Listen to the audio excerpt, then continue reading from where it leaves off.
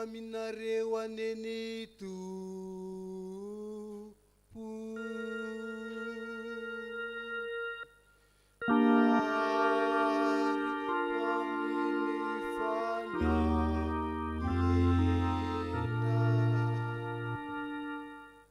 Alahady fa 9 Aogositra 2020. Alahady fahafolo manaraka ny Trinité izay natokany foibe FJKM hitondranam-bavaka ho an'ny KFT Maritiora na ny komitin'ny fanorenana ny tsangabaton'ny Maritiora. Sady mbola ao anatin'ny fibanjenantsika ilay lohahevitra hoe mahatoky amin'ny asany ny mpino. Andeha ary horidonintsika miaraka ny hira sambatra aorian'izany dia ny komitin'ny liturjia no tarika antsika ao anatin'ny fanompoam-pivavahana.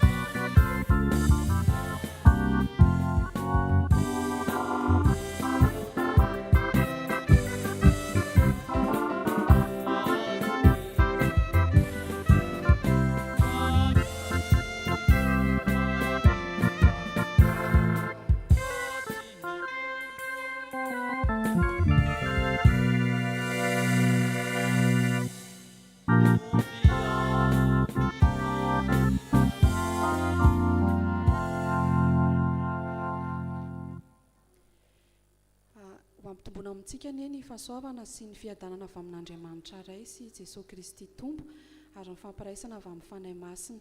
Amen. Iaraka hideran'Andriamanitra tsika araka izay hita ao amin'ny salamo fa 820 ny andininy rehetra iarahantsika mamaky. Salamo fa 820 ny andininy voalohany hatramin'ny farany. Rehefa hitantsika dia iarahantsika mamaky amin'ny anaran'ny Tompo manao hoe: manomeza an Jehovah ry zanak'Andriamanitra, eny manomeza voninahitra sy hery ho an Jehovah. Omeo an Jehovah ny voninahitry ny anarany, miankohofy ao anatrehan'i Jehovah amin'ny fiaingona masina. Ny feon'i Jehovah no eny ambonin'ny ranobe, Andriamanitra ny voninahitra no mampikotrokorana. Jehovah no eny ambonin'ny ranobe, ny feon'i Jehovah be hery, ny feon'i Jehovah be voninahitra. Ny feon'i Jehovah manorotory ny hazo sedera, eny Jehovah manorotory ny hazo sedera ny Libanona. Dia mampitsambikina azy tahaka ny zanak'omby izy, Libanona Siriona dia tahaka ny zanak'ny ombimanga. Ny feon'i Jehovah mampisaraka ny lelafo, ny feon'i Jehovah mampiorory ny efitra, Jehovah mampiorory ny efitra Kadesy.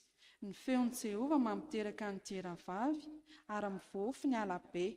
Ary ny ao an-tempolony samy manao hoe: voninahitra e! Jehovah nipetraka teo ambonin'ny safidrano, eny Jehovah mipetraka ho mpanjaka mandrakizay. Jehovah hanome hery ny olony, Jehovah hitahy ny olony amin'ny fiadanana. Amen.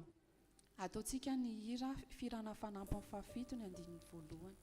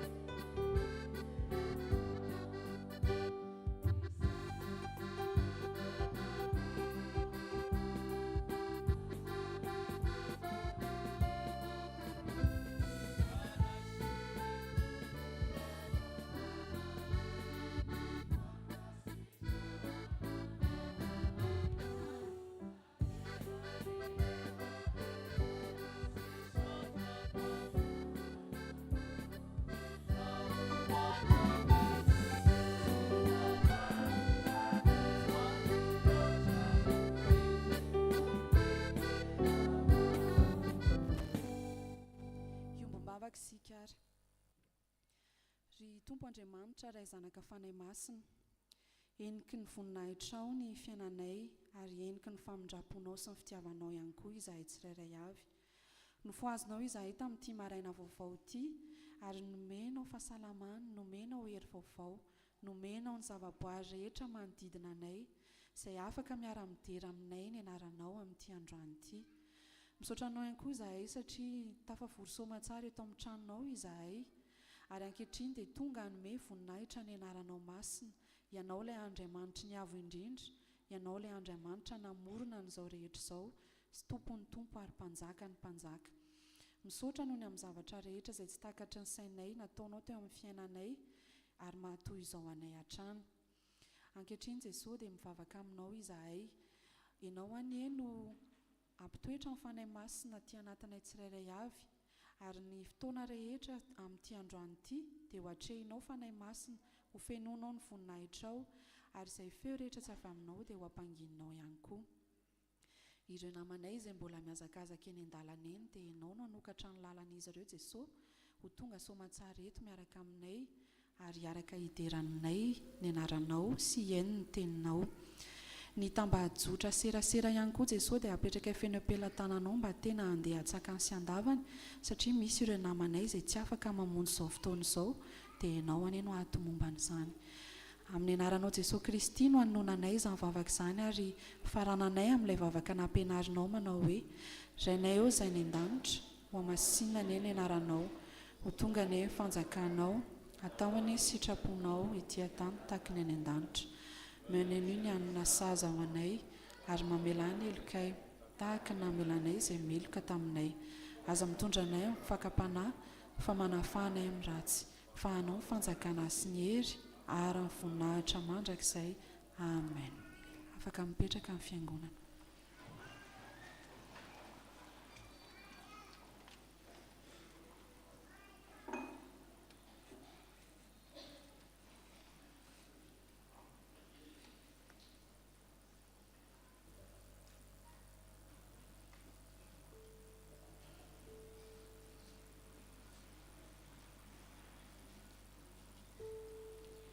Izao antsika dia tonga eo amin'ny fotoana fankalazana ny tenin'Andriamanitra dia ny hira 476 iomanan'izay hitondra fotoana ho an'ny ankizy sy ny tanora.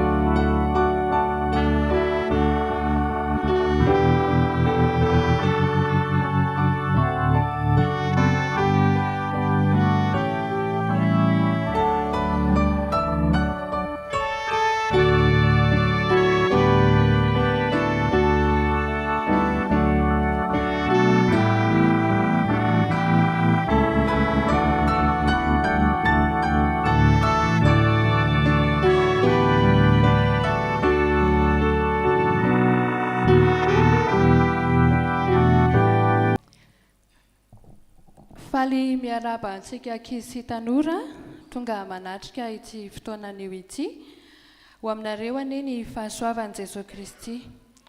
Asaina ianareo hitsangana miaraka amin'ny fianakaviabeny ny sekoly Alahady. Anao ny hira laharana fa 770 isika, ny anjiny ny 5.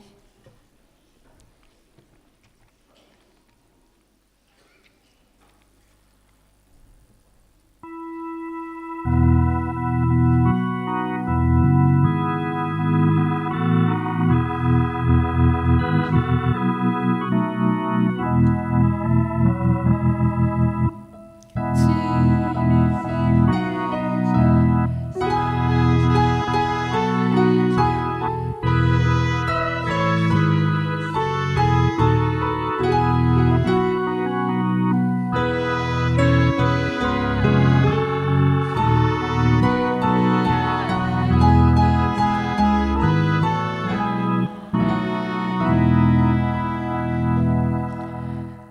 miara ivavaka isika.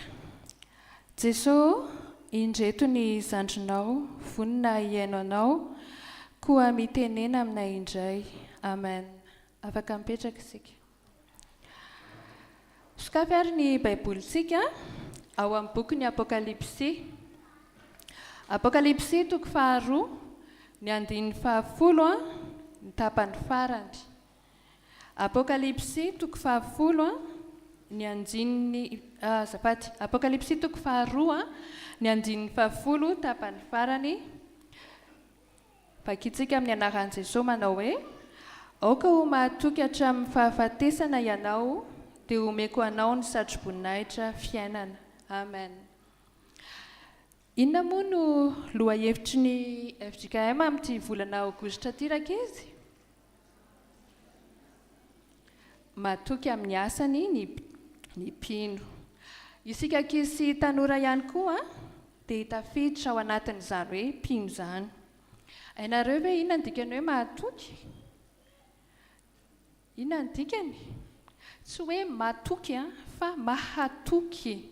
Izay ilay izy raha hoany ity tantara kely ity fotoana fialan'ny sasatra izao dia tsy mianatra ny mpianatra, ka dia mijanona ao an-tokantrano ny ankizy. Toy izay koa itefy sy ny iraina. Indray maraina mialohan'ny andehanany hiasa dia nanafatra azy mianadahy ny reniny. Izao no raharaha ataonareo mianadahy androany itefy elahy manasa lovia sy manadio trano. Ny iraina kosa ianao dia miantsena sy mikarakara sakafo. Azonareo da tsara ve zany afatry neny zany? Eny tompoko, hoy izy mianadahy. Misy vahintsika raha toandro dia tsy maintsy mba vita aloha daholo zany rehetrarehetra izany, hoy ny reniny. Lasa nandeha niasa ary neny. Lasa koa izy mianadahy nandeha nijery tele. Dia variana teo izy.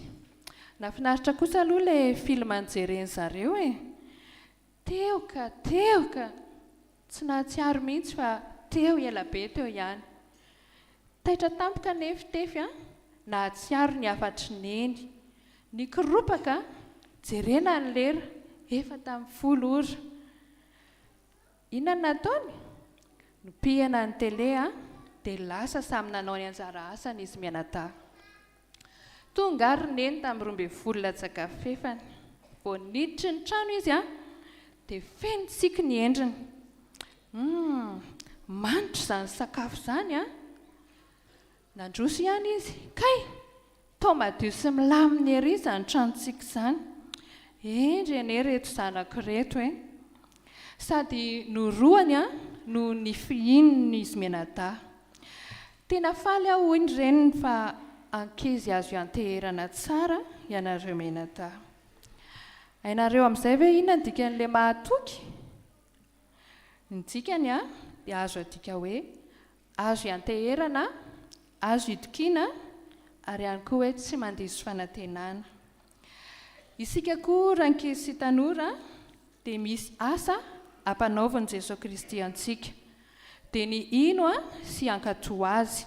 Fa asantsika ihany koa ny mankatoa ny dada, mankatoa ny neny, mankatoa izay rehetra mitaizantsika. Raha mahavita izany isika dia hompiny mpankatoa, hompiny mahatoky amin'ny asa omeny Jesosy Kristy antsika. Ary rehefa ao aorian'izay tsika dia omeny satroboninahitra. Averintsika vakiana hoe ny Apokalipsy toko 2 10 tapany farany teo. Aoka ho mahatoky hatramin'ny fahafatesana ianao, dia omeko anao ny satroboninahitra fiainana. Amen. Vavaka isika. Jesosy, indreto izahay vonina anao ny asanao, fa mahatoky ianao ka mba te hatoky toa anao izahay.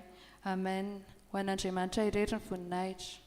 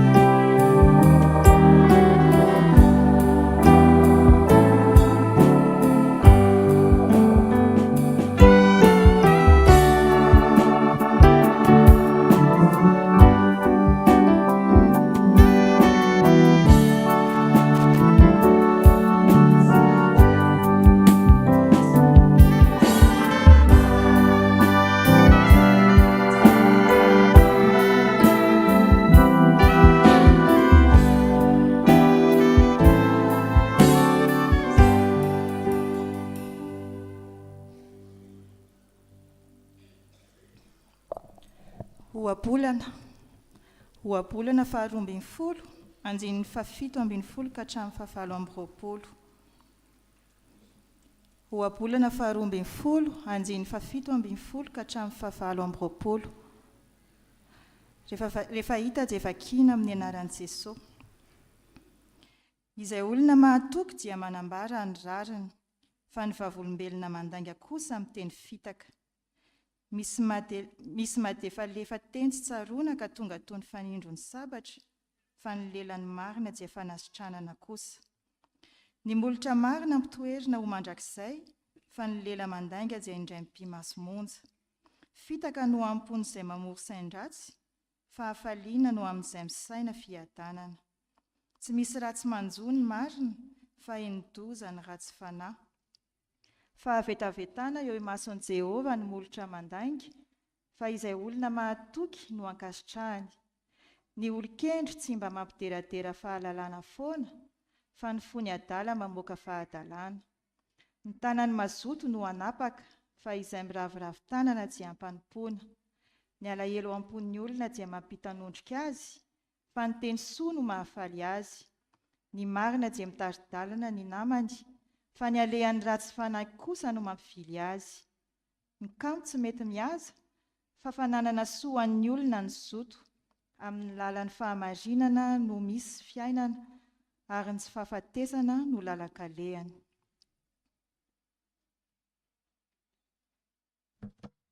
Epistily voalohany ho an'ny Koritianina. Epistily voalohany an'ny Koritianina, toko 10, ny andiny voalohany ka hatramin'ny 12. Koritianina voalohany, toko 10, ny andiny voalohany ka hatramin'ny 12. Amin'ny anaran'ny Tompo manao hoe: fa tsy tiako tsy ho fantatrareo rahalahy, fa ny razantsika rehetra dia tambanin'ny rahona, ary izy rehetra namaky ny ranomasina, ary izy rehetra dia natao batisa ho amin'ny Mosesy tao amin'ny rahona sy ny ranomasina, ary izy rehetra nihinana ny finanam-panahy iray ihany, ary izy rehetra nisotro ny fisotrom-panahy iray ihany, fa nisotro tamin'ny vantolampy fanahy izay nanaraka azy izy, ary Kristy izay izany vatolampy izany. Nefa ny ankabeazany dia tsy sitrak'Andriamanitra, fa naringa ny tany anefitra. Ary izany zavatra izany dia tonga anatra ho antsika, mba tsy ho mpila zava-dratsy isika toy ny ilany ireny. Ary aoka tsy ho mpanompo sampy ianareo, tahaka ny sasany tamin'ireny, araka ny voasoratra hoe: ny olona nipetraka hihinana sy hisotro dia nitsangana hilalao. Ary aoka tsy hijangajanga isika, tahaka ny sasany tamin'ireny, ka 3:4 alina no ringana indray andro. Ary aoka tsy haka fanahin'ny Tompo isika, tahaka ny nakany sasany tamin'ireny fanahy azy, ka maty ny menarana ireny. Ary aoka tsy monomonina ianareo, tahaka ny sasany tamin'ireny, izay maty ny mpandringana. Ary izany dia nanjo azy mba ho anatra, sady voasoratra izany ho fananarana antsika, izay niara ny faran'izao tontolo izao. Koa izay manao azy efa mijoro tsara, dia aoka izy hitandrina fandrao lavo. Amen. Iaraka hitsangana tsika maka ny filazantsara. Filazantsara ny Luka, toko 12, andiny 7:7 ka hatramin'ny 8:10. Luka, toko 12, andiny 7:7 ka hatramin'ny 8:10. Amin'ny anaran'ny Tompo manao hoe: lozanareo fa manao ny rarivatom-pasan'ny mpaminany ianareo, nefa ny razanareo ihany namono azy. Dia vavolombelona ianareo ka manaiky ny asan'ny razanareo, fa izy namono azy, ary ianareo kosa manao ny rarivatom-pasany. Koa izany nanambaran'ny fahendren'Andriamanitra manao hoe: aniraka amin'ny mpaminany sy apôstôly ho any aminy aho, ka ny sasany ho vonoina ary ny sasany enjehiny, mba adinina amin'ity taranaka ity ny rahan'ny mpaminany rehetra izay nalasaka hatramin'ny renina izao tontolo izao, dia hatramin'ny ran'ny Abela ka hatramin'ny ran'ny Zakaria, izay novonoina teo anelanelan'ny alitara sy ny tempoly. Eny, lazaiko aminareo marina tokoa fa adinina amin'ity taranaka ity izany. Amen. Ray masina manamasinana ny fahamarinana teninao.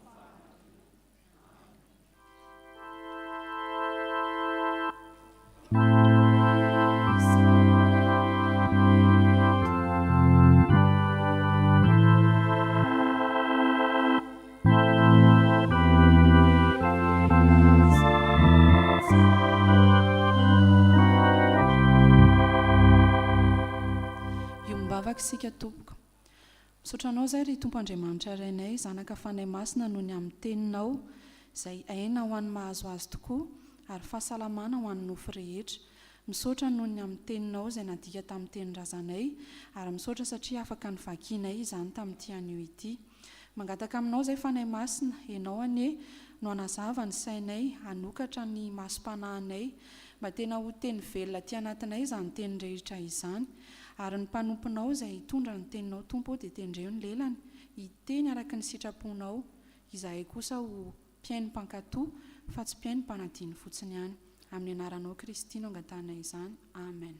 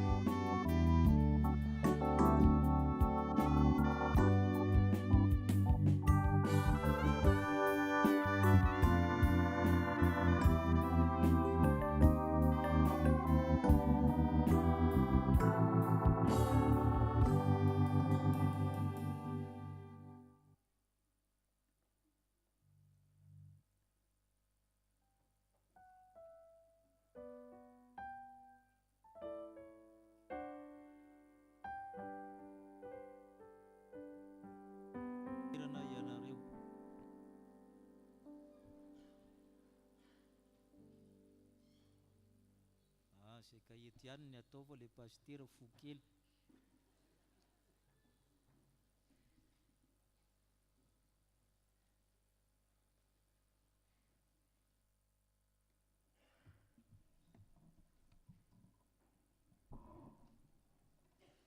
Ho amintsika rehetra ny fahasoavana mba ny fiadanana avy amin'Andriamanitra raintsika sy Jesosy Kristy tompontsika. Amen. Koritianina voalohany toko 10. Koritianina voalohany toko 10 ny andininy 12. Koritianina voalohany toko 10 ny andininy 12 avaka itsika rehetra aminaran'ny Tompo. Koa izay manao azy efa mijoro tsara, aoka izy tandrina fandrao lavo. Izay manao azy mijoro tsara, aoka izy tandrina fandrao lavo. Arakaraka ny toerana misy, ny ahavo ny toerana no asarotro ny fianjerana, na ny filatsahana, na ny fahalavona. Lalàna ny vesatra zany na nataona hoe lalàna ny la loi de pesanteur. Satria tsy mitovy ianao raha eto mianjera sy avy ambony ary mianjera, mitovy sa tsy mitovy ny manjoanao, tsy mitovy koa.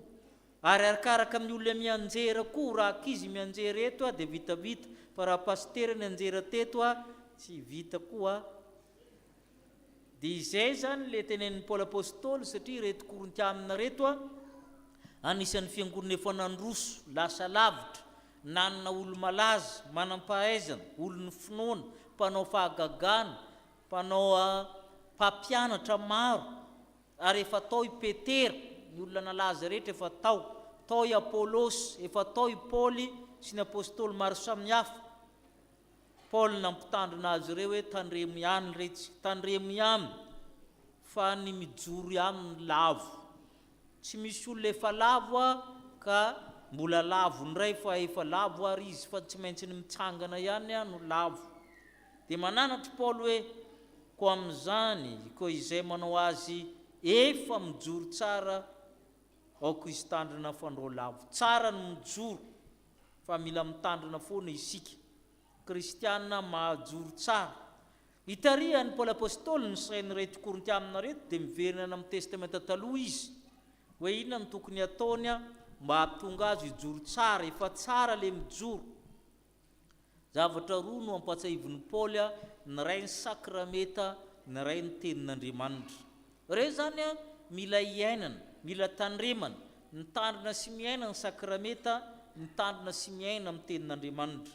Jerentsika ary ny momba an'ilay sakrameta manomboka amin'ny andininy voalohany hatramin'ny fahadimy miresaka sakrameta izy io. Ao amin'ny fiangonantsika manko tsy misy fotom-pinoana azo atsangana raha tsy efa nijerena ny baiboly manontolo, zay natao hoe sola scriptura, zany hoe ny soratra masina irery aminy, l'écriture seule. Raha iresaka ianao momba ny fanambadiana Genesis ka hatramin'ny Apocalypse zany jerena vao atao synthèse vao teny hoe ty ny fanambadiana. Raha miresaka ianao sakafo jerena Genesis hatramin'ny Apocalypse ary zay no mahasarotra an'io. Ka tahaka izany koa raha resaka batisy ianao na fanasamy tompo ianao na inona resahana, inona aloha no tenenin'ny baiboly manontolo. Zay mampiavaka antsika amin'ny fiangonana sasany mahita verset roa sy telo dia efa manangana fotom-pinoana. Tsy izay mihitsy ny fanaovana azy. Eto zao tsika dia mahita hoe sakrameta ka tenenin'ny Paoly. Sakrameta ny batisa sy fanasamy tompo any amin'ny testamenta taloha ihany. Inona koa ny diran'izany amin'ny testamenta taloha ngany isy fanasamy tompo andeha vakitsika sy diniatsika. Vakitsika ary ny andininy voalohany sy ny faharoa. Korintiana voalohany toko 10 amin'ny andininy voalohany sy ny faharoa vakitsika. Fa tsy tiako tsy fantatrareo rahalahy fa ny razantsika rehetra dia tambanin'ny rano, ary izy rehetra namaky ny ranomasina, ary izy rehetra natao batisa ho amin'ny Mosesy tao anatin'ny rahona sy ny ranomasina. Tenenin'ny Paoly apôstôly zany rehefa nivoaka avy tany Egypta ny zanak'Israely dia nisy rahona mitarika azy, andry rahona colonne de nuée, dia andry afo amin'ny alina colonne de feu. Io zany manambara ny fanatrehan'Andriamanitra natao hoe teofania, miseho Andriamanitra, nitarika Andriamanitra, nitaona amin'ny olona Andriamanitra ary manaiky ho ray amin'ny olona, ary zay le eo amin'ny batisa. Rehefa natao batisa Jesosy dia nisy rahona nisokatra dia nisy voromailala nidina. Namaky ny ranomasina izy ireo. Izy zany manambara fa rehefa nivoaka avy tany Egypta ny zanak'Israely tsy hoe namonjena ny zareo ny ranomasina fa nanasana izy ireo. Zay mahabatisa azy. Ireo nanompo sampy ireo tany Egypta. Ireo nisy tsy nanompo Andriamanitra zareo tany Egypta ka niara natao batisa tamin'ny ranomasina mena zareo Paoly amin'ny anaran'ny Mosesy. Batisa zany ny ranomasina mena, batisa ny zanak'Israely. Ary raha miresaka batisan-jasa ianao dia ianao no mamotamy. Raha firenena rehetra, firenena anankiray manontolo atao batisa, misy zaza sa tsisy anatin'izany? Azo antoka sa tsy azo antoka? Azo antoka. Na fokotamin'ny ray fotsiny ary ataonao batisa dia tsy maintsy misy zaza anatin'izany. Fa ity firenena ray tanareo amin'izay fa rehefa miresaka hoe batisa tsy soratra masina tsopotsopolina fa inona ny lazain'izy rehetra. Izy rehetra natao batisa tao ny diovina hatramin'ny omby zany natao batisa tao dolo satria izy rehetra miaraka amin'ny arenan'ny manontolo ny diovina tao Egypta tamin'ny ranomasina mena. Izy ireo nanota, izy ireo nanompo sampy ka natonga ny Jesosy amin'ny teny hoe ario ny Andriamanitra ny tomponareo tanan-dafiny ony fa zaso ny ankona kosa dia hanompo an'i Jehovah zay satria nanompo sampy izy ireo. Zany hoe tiany Paoly resahana zany ny zanak'Israely manontolo dia vita batisa. Kanefa tandremo Paoly sao lavo satria vakitsika ny andininy fahadimy. Ahoana ny andininy fahadimy vakitsika?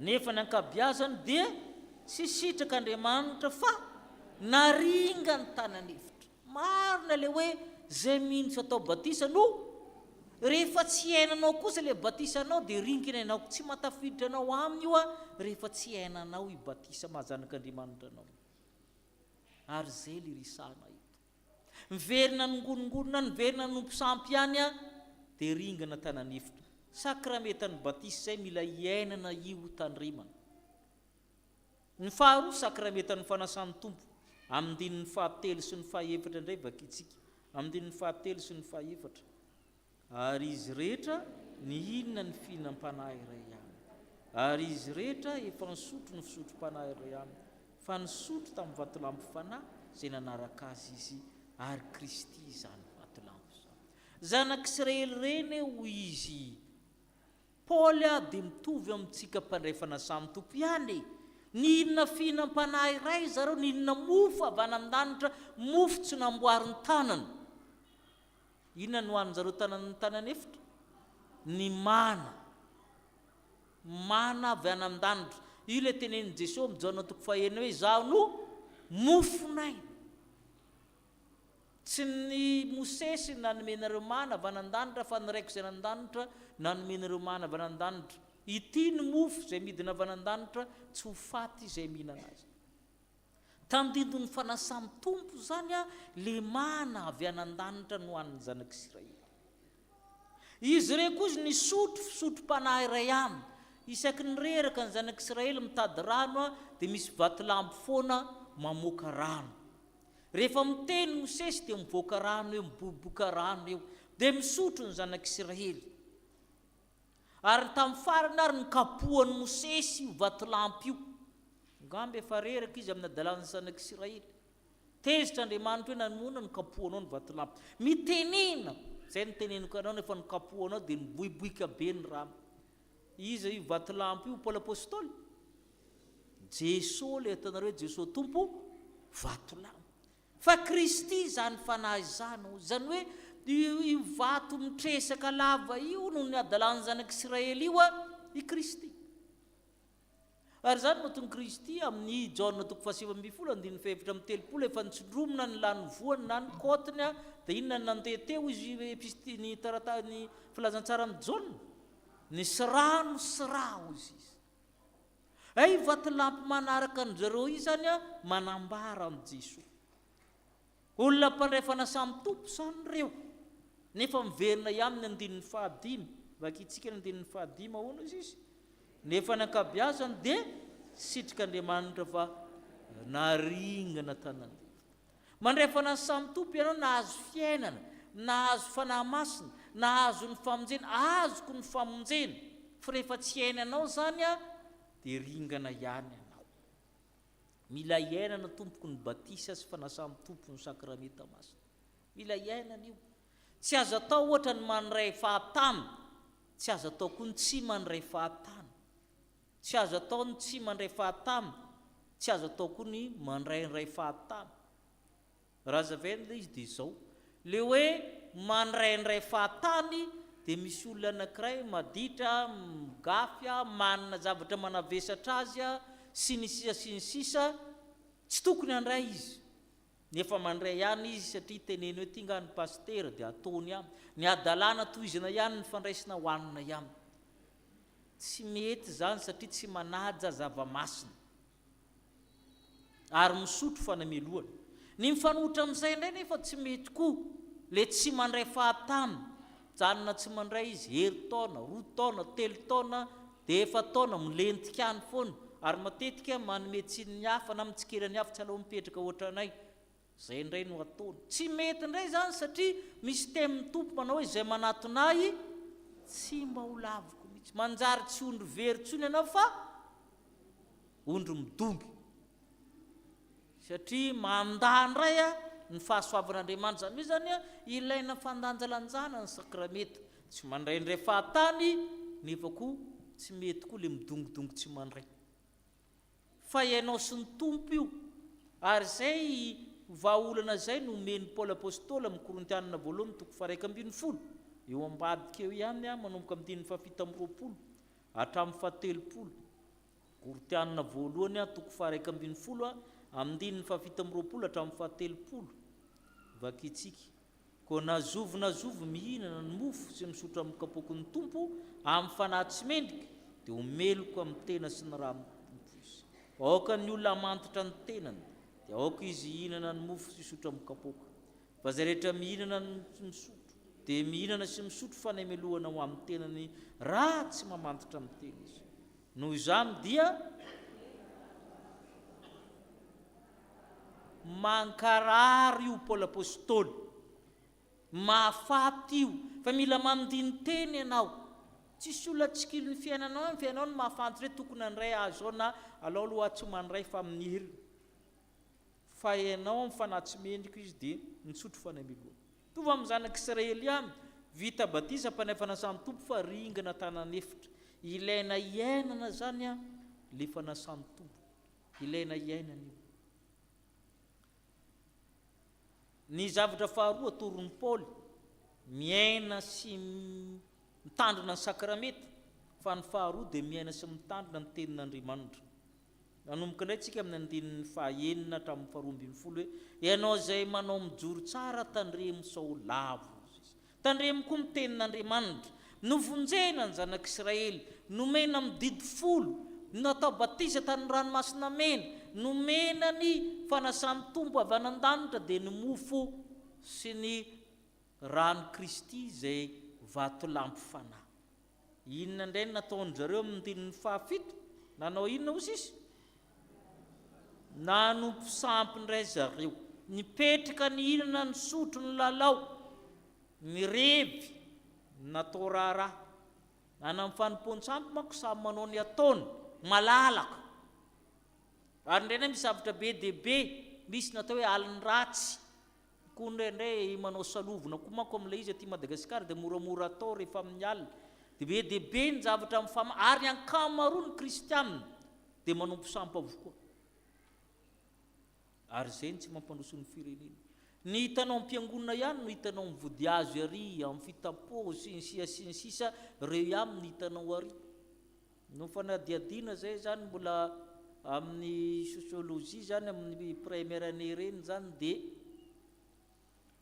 anoso masina sy anoso manjaka ny nandanana dia rehefa mipetrapetraka eo zany zay mba mipetraka miaraka amin'ny olona eo mba nositra tamin'ny ravo sy ny sisa zany dia mivoaka avy any le mpitarika le fandehany dia nidominy le namako rangaty fa ahoana le président midekona ihany ange le président raha manga ty io dia gaga fotsiny ianao zany ny kristianina malagasy afangaro ny kolotsaina sy ny kolotsampy.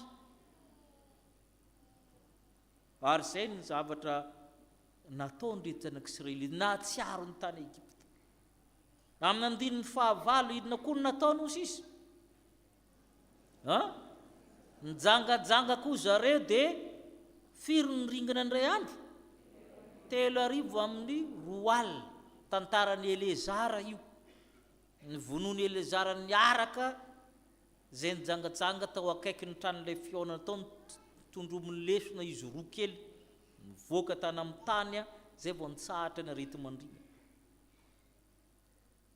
Nakafanahy amin'ny tompo koa izy, mitsapatsapa Andriamanitra ny dikan'izany, manao meko tsy meko amin'ny Andriamanitra, mamilafila amin'ny Andriamanitra, dia ny kekeriny inona koa izy? Kekeriny menarana koa dia maro ny maty. Inona koa ny nataony amin'ny 10 monmonina lava, miady amin'ny Mosesy, Arona sy ny sisa, tsy manaiky fandaminana, dia ringana koa zany ny sasany. Izay zany le hoe ny tenin'Andriamanitra. Ka anarina mafy tsika ho Paoly apôstôly renanjoany renge ho ifananarina ho atsika, anatra ho atsika, ndao tsika mbo manao ihany. Ilaina tsika mitandrina ny tenin'Andriamanitra, miaina ny tenin'Andriamanitra. Amin'ny 10 misy hoe aza manao vavolombelona mandainga, zay ny ampiaritsika amin'ny bokyny Oabolana 12 teo, resaka vava, resaka lainga. Mazava tsara nanaovany azy. Oabolana 12 amin'ny 17 vavakitsika. Zay olona matoky dia manambara ny rara, fa ny vavolombelona mandainga kosa miteny.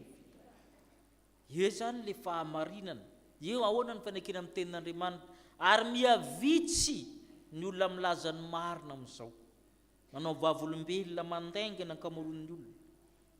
Andininy fahavalambin'ny folo vakitsika misy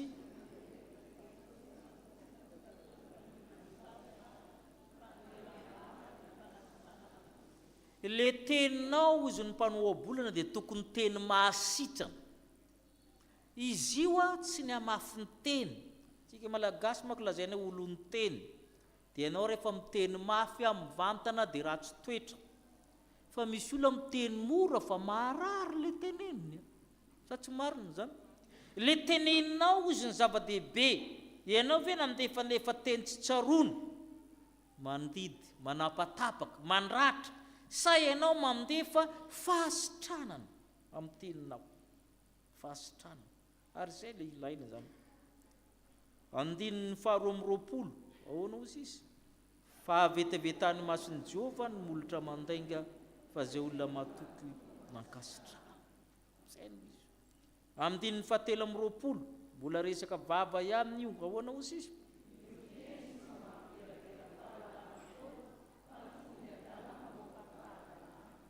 Rehefa moka fahalalana dia fahalalana ilain'ny olona. Tsy tahaka le antsonareo avaram-pianarana hoe manao étalage de connaissance. Ilaina no maneho fahalalana, fa fahalalana ilain'ny olona manodidina anao, izay no tiany resahana.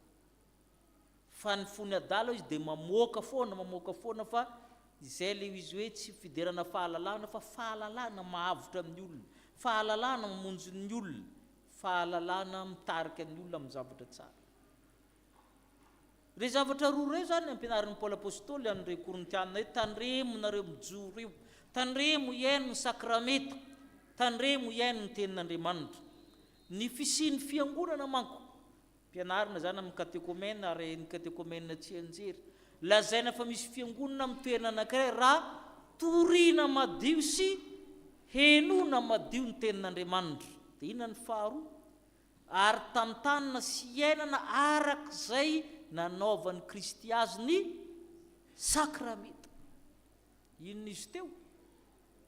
Misy fiangonana toerana anankiray na vody azo io, na trano tsy mitafo, na kianjo io, raha toriana madio sy henoina madio ny tenin'Andriamanitra, ary tantanina araka nanaovan'i Kristy azy ny sakrameta. Le mitory madio zany ianao rehefa mitory tsy par intérêt, tsy izay tianao ihany mitoriana. Amintsika aloha zany raha toriteny isan-kalahady dia anatin'ny perikôpy, fa tsy hoe mamorona ianao hitako mamy tarira zokony dia tady perikôpy misy toka amin'ny lahady, tsy izay le fandehana, fa io ihany mitorianao. Ary ny dikany mitory madio koa tsy afenipena hoe satria atahorako ranona dia tsy toriako le izy. Tsy mitory madio koa zany ianao amin'izay, fa ataovy izay tongavan'ny tenin'Andriamanitra amin'ny olona amin'ny alalan'ny fanamasina miasa mikaroka ianao. Le hoe miaino madio koa rehefa miaino tenin'Andriamanitra ianao dia tena raisy tenin'Andriamanitra fa tsy tenin'le olona. Satria misy olona koa miaino tenin'Andriamanitra dia mahatsiaro hoe izy foana ny voadarako isan'andro, ireo tsy mahay fa tsy mitsikilo fiainanay, misolo mpitory teny mbola izy ihany, mbola izy ihany manaraka, mbola izy ihany, izy mianakavy ihany. Dia efa maninona nareo izay mianakavy, tsy miaino madio ianao. Ny miaino madio koa zany misy olona indray fanotra amin'izany. Raha vao misy toriteny na tenin'Andriamanitra izy tsy ao anatiny fa zareo atandrefana zany, izy ramina zany, izy razokony bery zany, izy ihany, izy mpizarakaratra fa izy tsy concerné amin'le izy. Tsy miaino madio koa zany. Ny miaino madio sady mandray no mizara. Samy tompona andraikitra zany na le mpitory na le hitoriana. Zay ny atao hoe misy fiangonana toerana anankiray raha toriana madio sy henoina madio ny tenin'Andriamanitra. Toriana madio sy henoina madio. Ary ny faharoa ina izy teo? Raha tantamina araka izay nanaovana azy ny sakrameta. Tantamina, misy fanekena eo amin'ny batisa. Na rahanao ve le fanekena? Ny fiangonana manko manome certificat alohan'ny examen. Nomeny le certificat ny batisa ndana fa zanak'Andriamanitra, dia hita eo amin'izay tezanao le zanakao. le zanak'Andriamanitra io ve tena mitezainao sa nataonao tezam-bomanga amin'ny tanin'Andriamanitra nataonao teza inona ny zanako sy nitereny ianao nanolotra an'io an'Andriamanitra satria zanak'Andriamanitra ny tezainao ataovy fanaraka amin'izay ny fitezahana azy zay le meko tsy meko zay tsy mety hoe zanak'Andriamanitra moa manaiky marina ty zazy tio zanak'Andriamanitra eny tompo dia avotsy amenao azy le izy fa ianao ihany manao ny ataonao amin'ny fitezahana azy raha miresaka fanasà amin'ny tompo isika dia anisan'ny sarotra amin'ny fanasà amin'ny tompo le fifankatiavana ao anatiny ao dia endriky ny azo fijaliana ny fanay fanasana tompo zany dia misy sary anankiroa rehefa mandray fanasana tompo tsika ny ray sary miakatra asan-dano ny ray sary midina dia isan-danto ny sary miakatra dia le pastera zany maka ny toeran'ny Kristy mizara ny mofo manamasina an'io ny dekona maka ny toeran'ny mpianatra ny apôstôly mizara mivoaka rehetra zay le sary anankiray miakatra misy fanajana fahamasinana io misy filaharana io latabatra io anjaran'ny pastera vao miala io zay anjaran'ny dekona sy tokony misy dekona mibatana io amin'ny latabatra io efa fantatry ny dekona zany zay le miakatra fa le midina indray dia izao fanontaniana petraka hoe rehefa manasa olona zany izy anambony indrindra le ny mpikarakara sa le olona saina no ajaina raha vao zay sary ndray zany ny mpanay fanasà amin'ny tompo no nasain'Andriamanitra inviten'Andriamanitra zareo no ambony indrindra manarak'izay ny dekona zay tahaka ny servera ny mpikarakara manotra le sakafo ary pastera no ambany indrindra satria tsy mendrika mihitsy ao ambadiky ny lakozia ao izy mikarakara misy sary anankiroa zany anatin'io mila tandremana aty amin'ny tandrinay no ambany indrindra dia ny dekona ny madio talina mikarakara an'le izy manolotra ny mpandray fanasà amin'ny tompo no ajaina indrindra satria olona nasain'Andriamanitra eo anatin'ny fanjakana misy fietrena sy fisandratana zany anatin'io ny manarak'izay rehefa mandray fanasà amin'ny tompo zany ianao dia miara misakafo io sakafo tsy endriky ny sakafo ankehitriny fa endriky ny sakafo tamin'ny andron'ny antikité tamin'ny andron'ny Jesosy tamin'ny andron'ny testamenta taloha ny fikarohana momba natao hoe anthropologie ara-kolotsaina na anthropologie culturelle dia manome tsara hoe ny sakafo tamin'ny andro taloha dia tsy mandeha ho azy on mange pas avec n'importe qui ny miara misakafo dia midika miara belona miara maty miara mivavaka miara mifankatia ny olona taloha zany tsy miara misakafo azy fa matoa ianao nasain'ny sakafo dia tena tiany ianao izay mahatonga ny Josefa rehefa lasa Egyptiana izy prime ministre tany Egypta tsy nahazo niara-ny sakafo tamin'ny rahalahy vakio zany eo amin'ny Genesis satria ny antony satria izy efa Egyptiana ka midika ny fanekena iara-ny sakafo dia miray foko aminao miray firena aminao miray raha aminao dia misy ohatra koa amin'ny baiboly ny amin'ny rota zany ny amin'ny lota ny miara misakafo zany dia ianao zany za miaro anao na andeha mba miaiko zay ny dikany misy ohatra maro amin'ny baiboly ao fa lota ihany ny raisitsika i lota zany mipetraka amin'ny tanàna tao hoe Sodoma sy Gomora zay tanàna homosexuel nisy vahiny zay anjely tsy fatana mpianarina amin'ny sikolalady zany tsisy nandray ireny mipetraka teo an-kianja tapa-kevitry lota fampidirina trano reo dia niara-ny sakafo ny lalàna ny fiarahamonina rehetra na grika na persa na jiosy na romanina tamin'ny androna antikité zany rehefa nampifandrosoanao io dia arovanao ary zavadozany tsy maharo vahiny miara-ny sakafo aminao tsisy olona miditra trano aminao tsony fa arovanao na andeha mba amin'ny ainao rehefa alinalina ny andro avy ry zalahy-tovolahy amin'ny tanàna avoaty reny olona reny hoentinay mirevy tsy nanaiky lota satria ambany tafotraminy io niara-ny sakafo taminy saika makivaravárina amin'ny olona tady vahaolana ny lota ikalemenan'ireo inona mono nataony tamin'iny fampianarina amin'ny sekolalady zany inona natakalony an'ireo vahiny ireo zanany raha vavy anankiroa ary misy tohiny zanany vavy virgine na vierge. Sa manakalo an'izany ve ianao amin'ny olona vao hitanao androany? Fa za milanjany hoe miara misakafo tamin'ny antikité. Zanany vavy vierge anankiroa natakalo n'le olona niara nisakafo taminy satria zany nilanjany sakafo taloha zany tsy mipasa amin'ny andro antsika ankehitriny sakafo mitsara velatsy io a tsy ohatran'io le izy. Ary tsy ateroko alao koa fa zavatra ohatran'izany. Ary zay zany nataon'ny Kristy rehefa namorona ny fanasany tompo izy. Matoa nataon'ny fanasana sakafo io izay eritreritra zay no tao aminy. Ary maty izy amonjy atsika. Sa tsy zay le izy? Tafidiny anazy zany tafitany ny fanasany tompo. Fanantsika ve tafitatsika ve zay zavatra zay? Lepany fanasany tompo ary ny araba le olona teo akaiky ny adinina. Ta tsy marina zany? Arabolo le olona akaikinao fa sao dia nanadina aloha zao. Mba arabao le manodidina anao aloha. Arabao zao aloha fa sao dia abdina. Minimum des choses zany.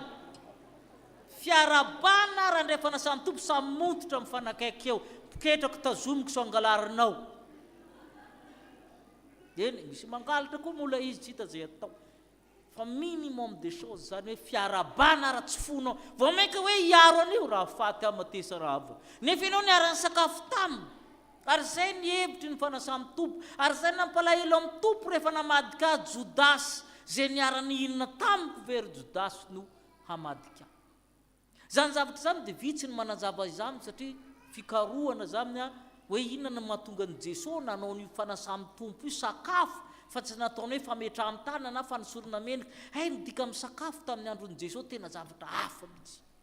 Tena zavatra hafa mihitsy nidikany hoe miara misakafo. Zay vao azontsika mitiny Jesosy resahany hoe indro mitsangana ambaravarana ka mandondona. Ino loatra ny manahirana hoe ikaly raiky nitsika manko rehefa misy olona tonga dia ampio rano kely le vary io. Hiditra ao aminy aho ka hiara misakafo aby zany hiara maty aminy. Zay ny dikany. Miara belona miara maty. Ary zay le fanasany tompo. Iainantsika ve zany zavatra zany? Iainantsika ve zany zavatra zany? Ary zay zany le hoe mahatonga ny Paoly apôstôly mananitra ny Korinto hoe efa mijoro nareo fa mbola maro ny zavatra tsy takantsika ho Paoly apôstôly. Aleo mitandrina ihany amin'ny sakrameta io. Aleo mitandrina amin'ny tenin'Andriamanitra. Fa matotsika mbola mijoro tian'Andriamanitra tsika. Ka tsy tiana ho lavo isika. Ary zay mahatonga tsika anarina. Zay mahatonga tsika hitsina. Satria miresantsika tafampidirina hoe arakaraka ny itsangananao no asarotry ny fianjeranao. Arakaraka ny ahavon'ny toerana. Ny azo avo azy izy alan-drivotra. Nde isika hitodika mandrakariva anaja ny sakramety efa noraisintsika. Ary toetra mandrakariva amin'ny tenin'Andriamanitra dia ajoro mandrakariva isika atoky hatramin'ny farany. Amen.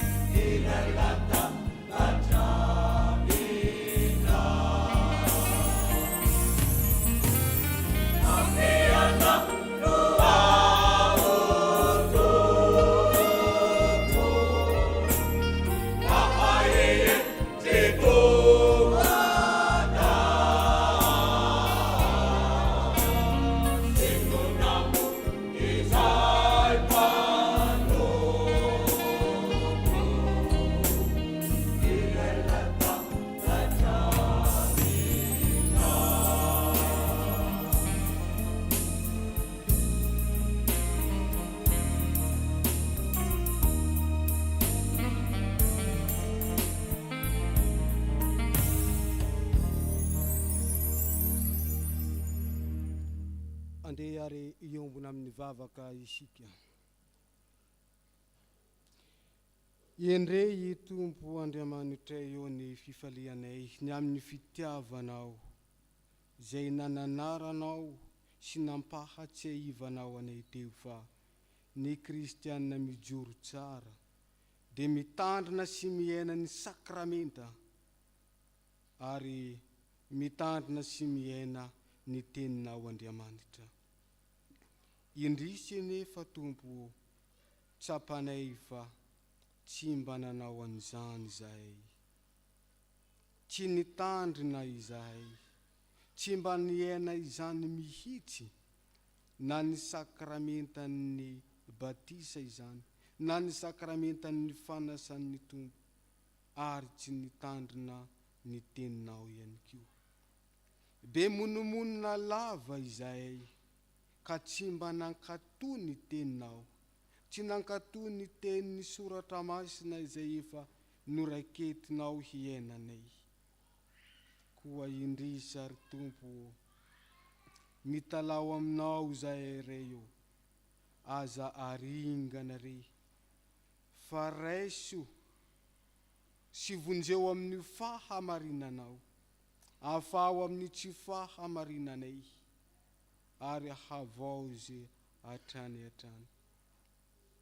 Tsapanay f'Andriamanitra mpamindra fo sy mpamela heloka ianao, ary izany no anatonanay ny fototry ny azo fijalianao Kristy. Ary amin'izao sisa izao dia hiezaka izahay mba ho tena kristianina mijoro tsara tokoa, ka hitandrina sy hiainan'ny sakramenta ary hitandrina sy hiainan'ny teninao. Amin'ny anaran'i Jesosy Kristy, ilay mpamindra fo sy mpamela heloka, no anandratanay izany vavaka fifonana izany. Amen.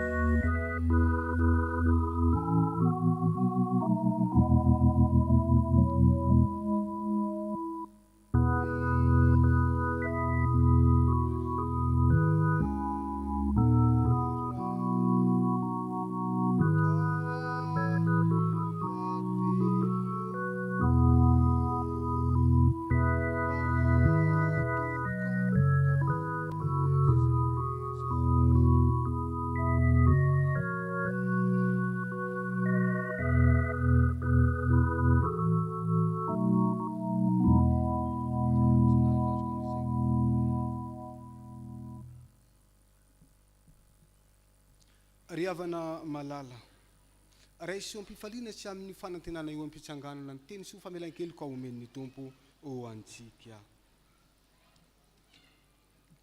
O iny Tompo, izao efa nandevina ny fahadisoanareo tahaka ny fandevina ny javona, ary efa nandevina ny fahotanareo tahaka ny fandevina ny raona, koa miverena amiko fa efa nanavotranao aho, fa efa tonga azy tanak'olona hitady sy hamonjy ny very, koa ambara ry havana, fa voavelany elokareo noho ny anaran'ny masina.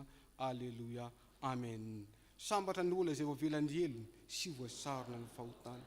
Sambatra ny olona izay tsy sain'i Jehovah ilo, ary tsy mifitaka ny fanahiny. Amen.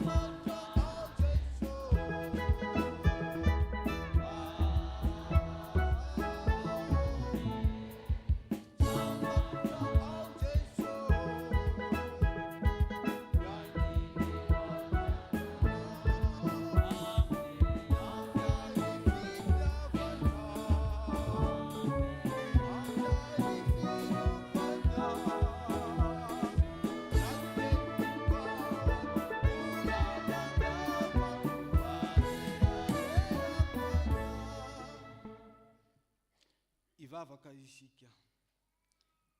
Fifaliana ho anay ry Tompo Andriamanitra izy. Ny miaina amin'ny famindram-posy famelan-kely lokajena voazana ho anay indray. Ka atsiarovanay tena sy iredomanay amin'ny iram-pahasambarana izany.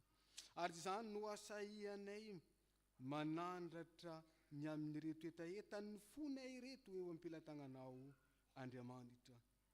Misy amin'ny reto vahoakanao ry Tompo ny kivy, ao ny ory, miaina ao anatin'ny disadisa samihafa, ny tsy manana, gejen'olana samihafa. Andriamanitra Tomponay io, anao no irinay ijery azy ireo amin'ny fitiavanao, hanafaka azy amin'ny olana sy fahagejana mahazo azy ireo tsirairay avy.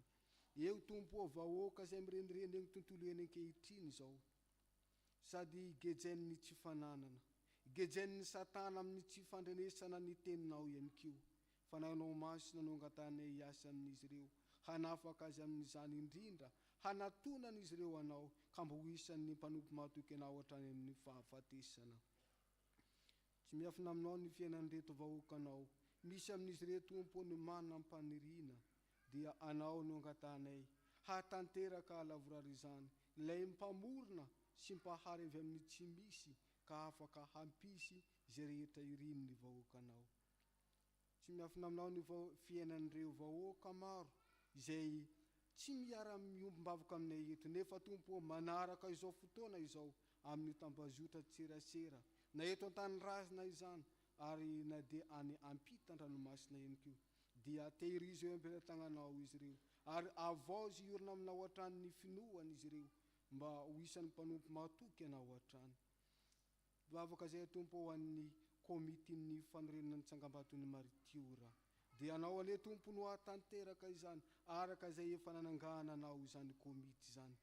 Tsy miafina aminao ny fiainan'ity mpanomponao Reverend Docteur Mikael Rakotsizafy mianakavy, dia anao ilay Andriamanitra efa nifidy ny antso azy, naniraka azy anao ny asanao, asa mafy izany. Raha amin'ny tena mahaolona Tompo efa mila tsy ho zaka, kanefa matoky zahay, fanao zay efa nifidy sy ny antso azy no hatanteraka ny asa zay efa anirahanao azy, hialoha lalana mandrakariva ary vody lalana ka hanafaka azy amin'ny ratsy. Tsy miafina aminao ny fiainan'ireo sivily Tompo, dia anao ane no angatany homba sy analoka azy izay manana ambiampy amin'ny zavatra rehetra ka afaka hanavotra ny fiainan'ireo miaramila folo alindahy, ny polisy, zandary, ny vahoaka rehetra Tompo, dia tahisamboeniky ny fahasoavanao avokoa. Fiainan'ity tanindrazanay dia afao amin'ny geja sy fahalalinan'ny fahoriana mahazo, dia anao ane hanafaka sy hanavotra anay tsirairay avy. Betsaka Tompo ny zavatra ty anay angatahiny, nefa tsy voatony ny vavanay. Matoky anefa zahay fa Andriamanitra ty anay anao ary mijery anay mandrakariva, tanterao aminay izany araka zay sitraponao. Ny anaran'i Jesosy Kristy ilay Tompo ty sy mpamonjy anay any no angatahanay izany. Amen. Ry havana malala, andeha isika iaraka anaiky sanambara ny fanaikim-pinoana Nikiana, na ny fanaikim-pinoana laharana faharoa ao amin'ny liturjia manao hoe: isika mino an'Andriamanitra iray, ray tsy tompana ho ny lanitra sy ny tany, ary ny zavatra rehetra na ny hita na ny tsy hita, ary an'i Jesosy Kristy Tompo ray, zanaka lahy tokan'Andriamanitra, nateraky ny ray talohan'izao rehetra izao, ny mazava avy amin'ny mazava, Andriamanitra tokoa avy amin'ny Andriamanitra, nateraka fa tsy natao, miray amin'ny zavatra rehetra, izy no naharina izao tontolo izao, noho ny amintsika olombelona sady famonjena antsika, dia nidina avy tany an-danitra izy, ary nataony tonga olona izy. Nombona teo amin'ny azo fijaliana ho fanavotana antsika, amin'ny anapahan'ny Ponty Pilate izy, maty izy ka nalevy, nitsangana tamin'ny maty tamin'ny andro fahatelo araka izay voasoratra izy, niakatra ho any an-danitra izy, ary nipetraka eo an-tany ankavanany iray, avy any ny aviany iray itsara ny velona sy ny maty, ary ho mandraka izay ny fanjakana. Isika mino ny fanahy masina Tompo sady mpanomena, izay avy amin'ny ray sy ny zanaka, ka itsaona sankalazaina miaraka amin'ny ray sy ny zanaka, izy dia niteny tamin'ny vavan'ny mpaminany. Isika mino ny fiangonana iray masina, miorina amin'ny fanambaran'ny apôstôly ary manerana izao tontolo izao. Isika manaiky ny batisa iray ho famelan-keloka sady manantena ny fitsanganany maty ary ny fiainana mandrakizay. Amen. Aoka hipetraka ny fiangonana. Misaotra ny tompontsika ry havana tanteraha amin'ny tapany voalohany amin'ny fanimpom-pivavahana. Isika eto dia manana mpitandrina anankitelo avoaka ny zada raha teto a. Izy ny mpitandrina Simonella, dia ny mpitandrina Bertin tarika mitafika masina any a, mpitandrina Enasolo any Manjakandriana. Androany ny fotoana nataovantsika anohanana azy ireo vatsy an-dalana.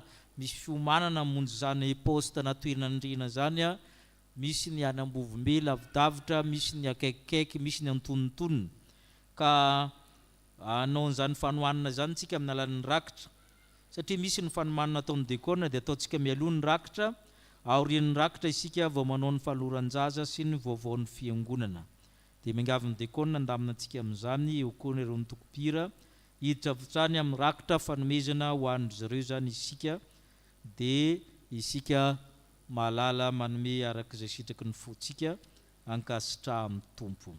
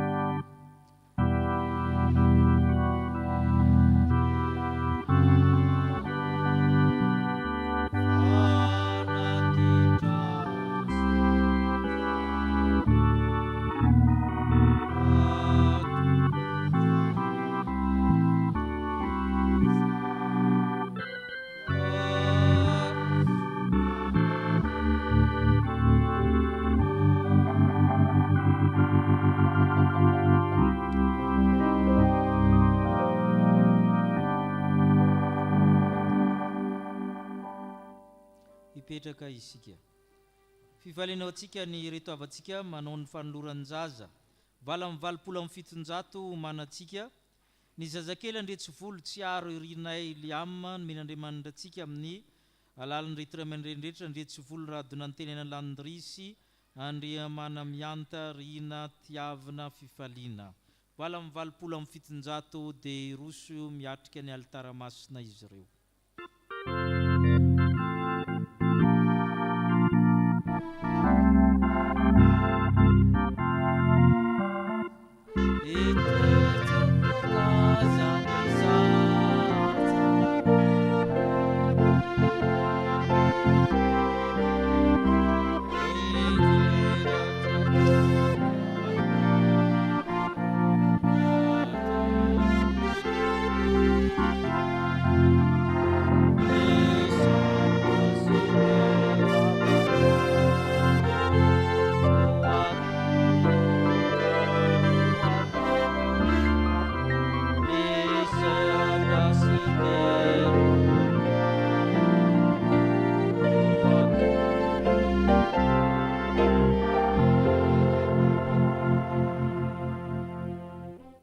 Misaotra ny tompontsika ry havana amin'izao zazakely nomenantsika izao.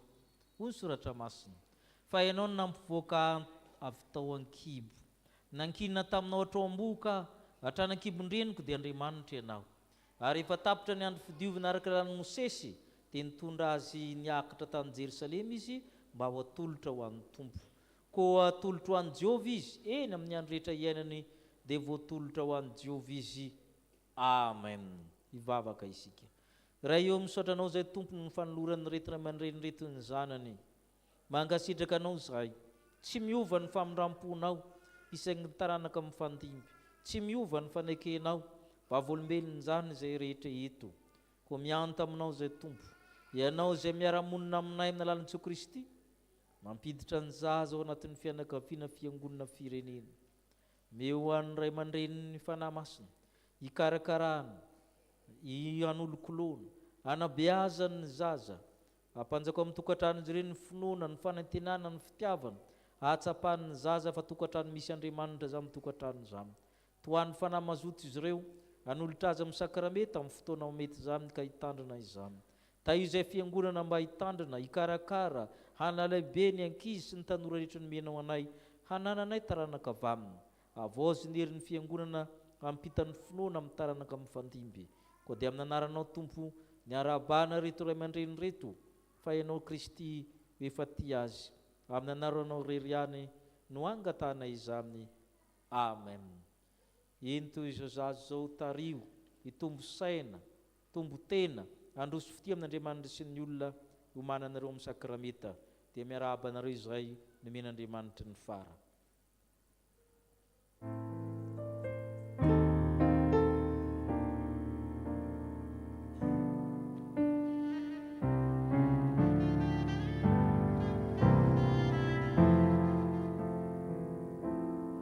Iroso amin'ny vaovaon'ny fiangonana isika.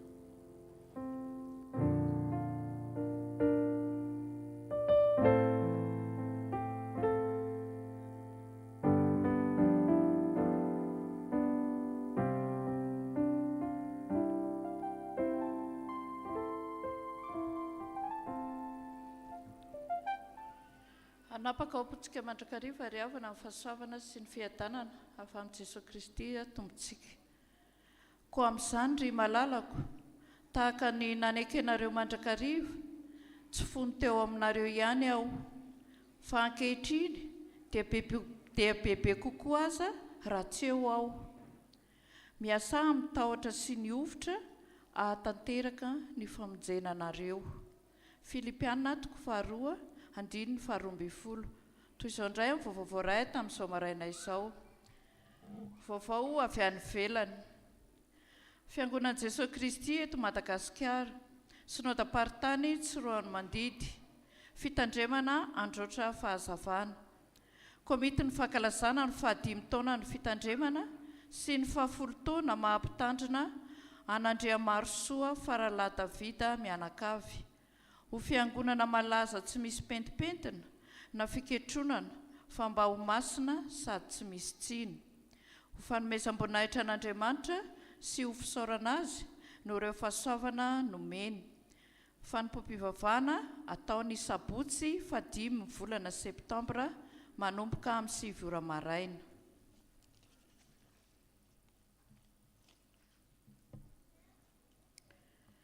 Fiangonan'i Jesosy Kristy eto Madagasikara, Synodam-paritany Mevarano Miray, SP 26, fitandremana Oliva Fahazavana Berotra.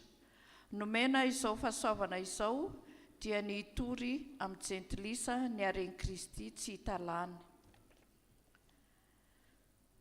Dia faly manasanareo ho tonga hisaotra sy hanome voninahitra an'Andriamanitra noho ny fanokanana ho mpitandrina an'Andriamatoa Andrianirina Herina Sandratra Mivady izay atao ny Alahady 17 volana septambra ao amin'ny FJKM Penela Fitahiana Beroitra. Ny fandraisam-bahiny dia ny sabotsy 12 volana septambra. Ho dia manasantsika riavana izay manam-paniriana anotrona izany. Toy izao indray ny vaovao iray eto an-toerana. Anatanteraka famaingina manjoa any Madame Vero Mivady, komity ao amin'ny sampana sekolelahady ny fiangonana rehefa vita izao fotoana izao, ary andray fitenenana ny sampana tanora kristiana rehefa vita izao filazan-draharaha izao. Vaovao avy amin'ny sampana, filazana avy amin'ny asa sosialy. Araka ny troatean'ny sampana asa sosialy eto amin'ny fiangonana, dia efa manakaiky ny fotoana fidiran'ny mpianatra, koa manentana antsika fiangonana raha misy fitaovam-pianarana izay tsy miasa intsony any amintsika, toy ny boky, kitapo, kahie, fonon-kahie sy ny sisa izay mbola azo ampiasaina tsara ho fanampiana ireo zanaky ny fiangonana izay mila izany. Dia mankasitraka indrindra amin'ny fahafoizana atolotrareo aterina ao amin'ny Braompitandrina. Sampana sekolelahady, ilazana isika ray aman-dreny fa ho tanterahina anio hariva ny antsakira fitoriana ivelany izay ataon'ireo zanantsika ao amin'ny rantsana Taniketsa, ao amin'ny FLM Ambatovinaky. Ora fahatongavana eto am-piangonana dia amin'ny 2 ora sasany samy mitondra rano. Fikambanana katekômena ho ampitombona aminareo hatrany ane ny fahasoavana sy ny fiadanana avy amin'Andriamanitra raintsika sy Jesosy Kristy tombontsika. Hanao asa soa ny fikambanana katekômena ny sabotsy 17 ny volana aogositra ho avy izao, izay rahana miasa amin'ny komity sosialy eto anivon'ny fiangonana. Koa raha misy malala-tanana amintsika mpiangona dia afaka manatona Braon katekômena. Ny zavatra azo tolorana dia lamba, akanjo azo anaovana tsara, fitaovam-pianarana, PPN. Misaotra anao resahady amin'ny fanohanana. Filazana manjo, ary naharefeo avy tany an-danitra ao nanao hoe soraty, sambatra ny maty dia izay maty ao amin'ny tompo hatramin'izao. Eny, hoy ny fanahy fa hitsahatra amin'izay ny sasarany izy fa ny asany manaraka azy. Aminara elo lehibe no ampandrenesanay ny fahalasana ny Andriambavy Ravao Seline izay ny amboa rehefa ny vahiny 20 taona teto tany ny 5 volana aogositra lasa teo. Hoy ny zanany Kolonel Rakotomavo Andriamamonjy sy mananjara Félicité Bienvenue, ny zafiny, ny taizany, ny ray tapo aminy fianakaviana manontolo.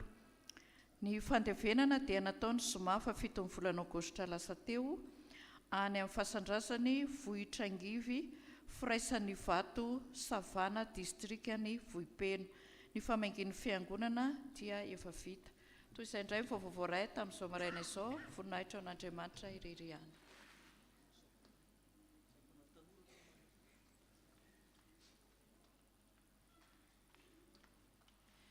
Koa amin'izany ry rahalahy malalako dia mioriana tsara, aza miova ary mahefa-be mandrakariva amin'ny asan'ny tompo, satria fantatrareo fa tsy foana tsy akory ny fikelezanareo aina ao amin'ny tompo.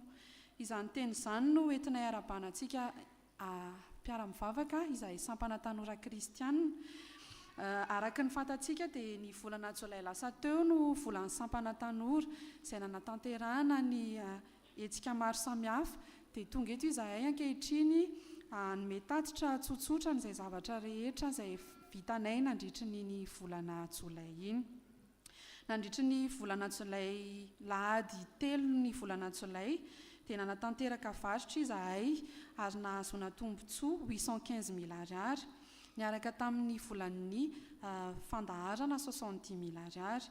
Ny lahady farany volana jolay kosa dia nanatanteraka ny opération sandwich izahay ary nahazo recette totale de 5 962 500 ariary izay nanalana ny dépense 3 524 800 ariary ary nazahoana tombony 2 437 700 ariary. Eto izahay dia maneho fisaorana ihany koa ho an'ireo rehetra malala tanana izay efa nanolotra vatsy ho an'ny sampana tanora izay tsy ataontsika hoe tsy ataonay vahiny amintsika eto toerana fa ny sampana tanora kristianina dia hamonjy ny zaikabe nasionaly amin'ity volanyity any Anosy. Dia misaotra an'ireo rehetra malala tanana izahay ho an'izay efa nanolotra ahafahanay manatanteraka izany ary mbola miantso ihany koa izahay raha ohatra ka mbola misy terem-panahy hanampy anay ao anatin'izany. Dia ho an'Andriamanitra irery ny voninahitra. Misaotra tompoko. Misy ny Fionambe, ny any Sampaty, any Ambatondrazaka, ny any Tanora voalazany teo any Anosy, ny any Dorcasy any Fianarantsora teo efa any ireo solotenantsika. Misy fanasana anankiroa ny ray amin'ny Pasteur Davida ny Tsorono Mandidy, ny Zababita sy fandraisan-tanana. Ny faharoa any Pasteur Nasandratra, le niasa teto amintsika ny Manjakandrina ny tena netiny any Berotra nokana mpitandrina. Dia itsika izay any Metsodrano dia afaka manatona ny Brao manolotra izany dia alefany amin'ny Pasteur Nasandratra any Bealanana zany izy le fofo kely izay niasa teto amintsika zany. Saotra ny tompontsika ny amin'izany. Ny saotra amin'ny Arabo reto avantsika reto na vita fanamasina fanambadiana Rakotarosoandre Mololona sy Anjara Finidia Koloniaina Jani Kamelia itsangana zareo raha ao zareo anatiny eo lasaina ambanivohitra.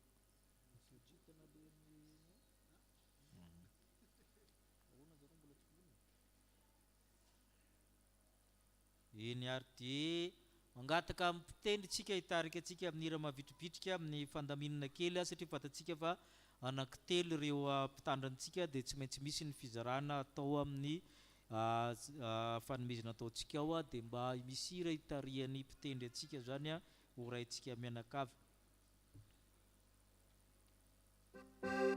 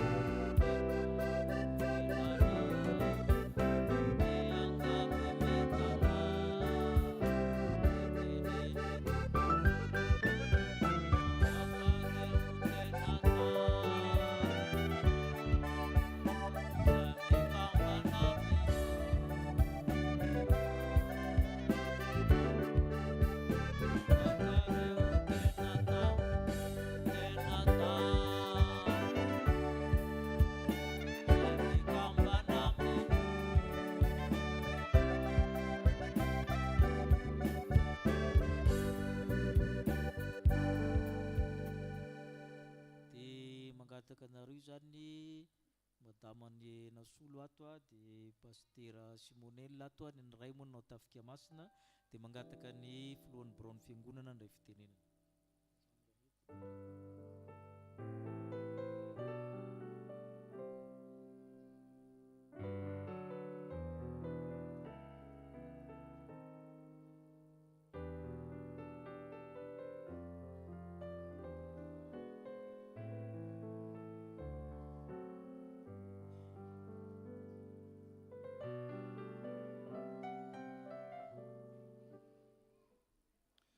Ny tenin'Andriamanitra ifampizarana amintsika salamo voalohany andininy voalohany ka hatramin'ny faharoa.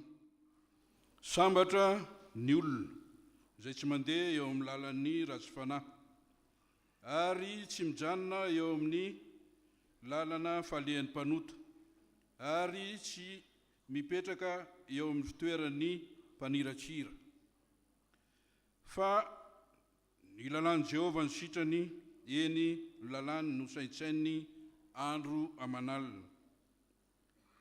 Dia tahaka ny hazo nambolena eo amoron'ny rano velona izy, izay mamoa amin'ny fotoanany, ny raviny koa tsy mba malazo ary ny asany rehetra dia ataony lavorary avokoa.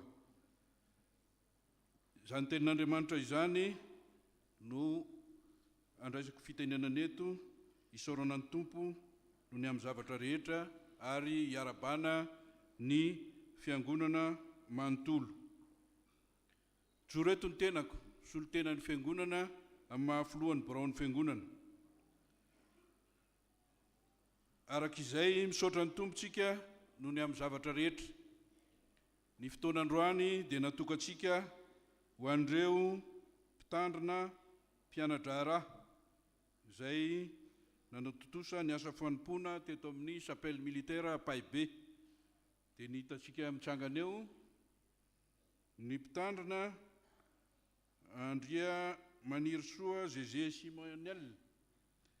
Izy eo miaraka amin'ny Ramatoa vadiny. Tsy Ramatoa? Le raiky? Ay, azafady indrindra. Ramatoa ny pastera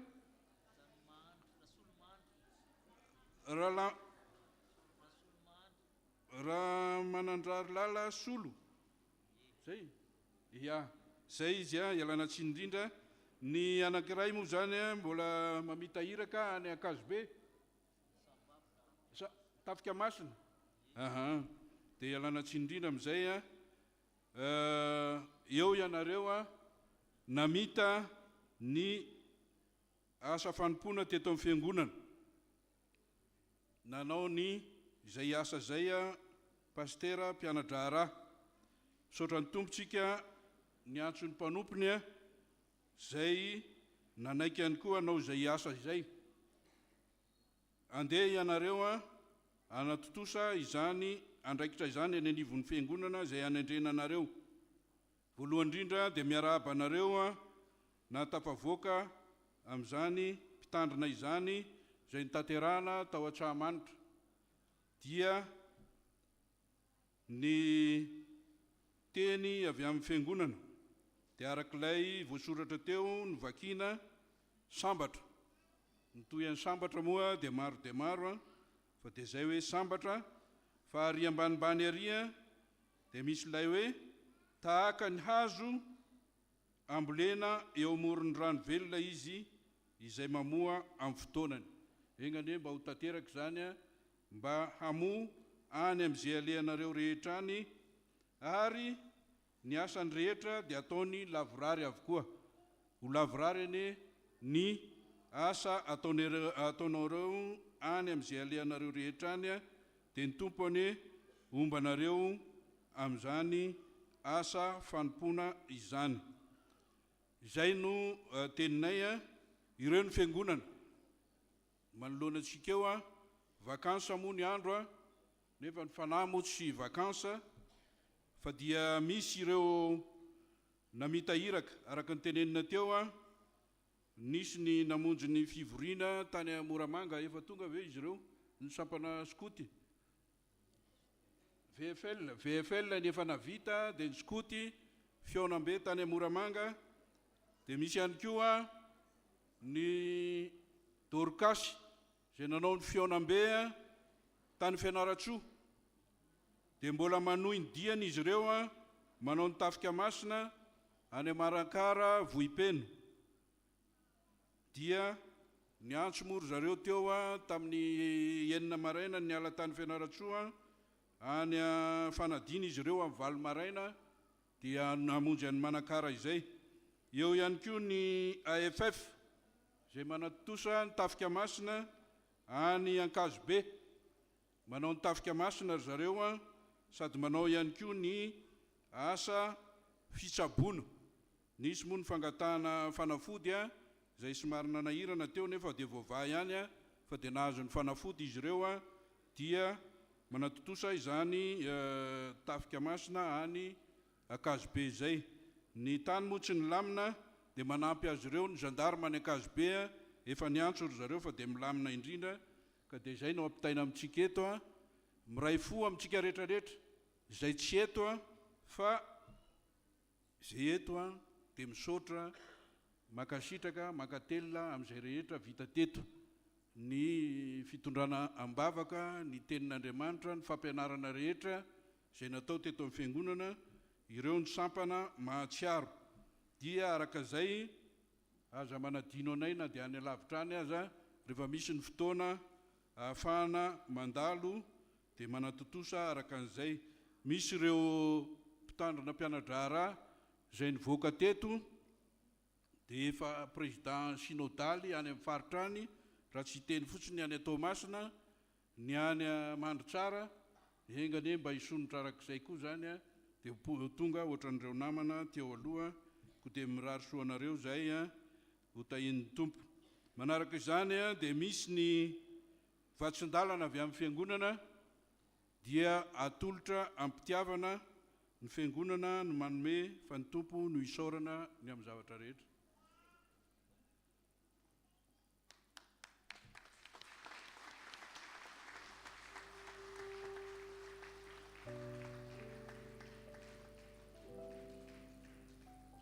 Dia hangatahana zany mba ho ampitainany amin'ireo namana tsy eo ilay fisaorana sy ny teny avy amin'ny fiangonana, ary indrindra moa ny vatsin-dalana izay nomen'ny fiangonana dia ny voninahitra ny ho an'Andriamanitra ireriany.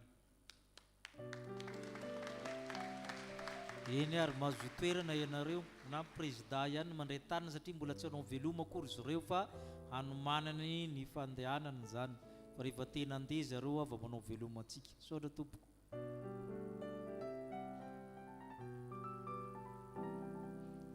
Marina izao fotoana izao antsika raintsika nira mialoha sy aoriana tsy hodrano.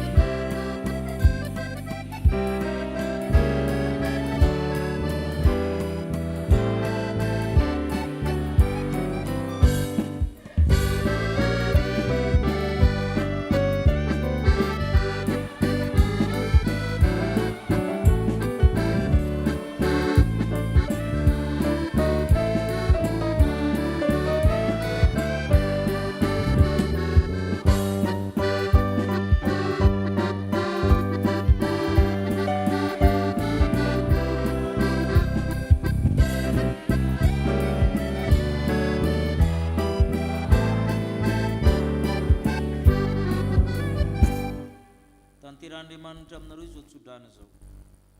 Ny famonjenanareo dia avy amin'Andriamanitra mpanao ny lanitra sy ny tany. Tsy avelany mangozozo ny tongotrareo, tsy mba rendrehana na matory ny mpiaranao, tsy matory na rendrehana izy. Jehovah ny fialofanao amin'ny ankavananao. Ny masoandro tsy amelanao amin'ny antoandro, ny volana amin'ny alina. Jehovah iaranao amin'ny ratsy rehetra, eny iaro ny fanahinao izy. Jehovah iaranao namidrina mivoaka hatramin'izao ka ho mandrakizay. Amen.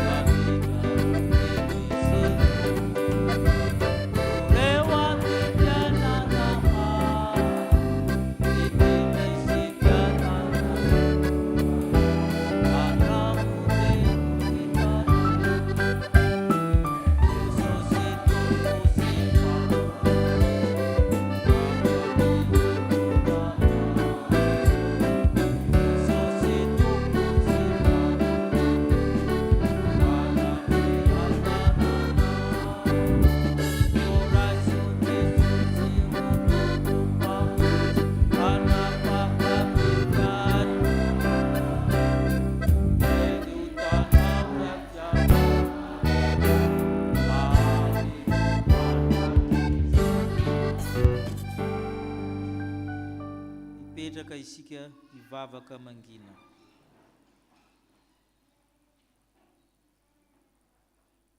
Ho an'Andriamanitra irery ny voninahitra amin'ny anaran'ny Ray sy ny Zanaka ary ny fanahy masina.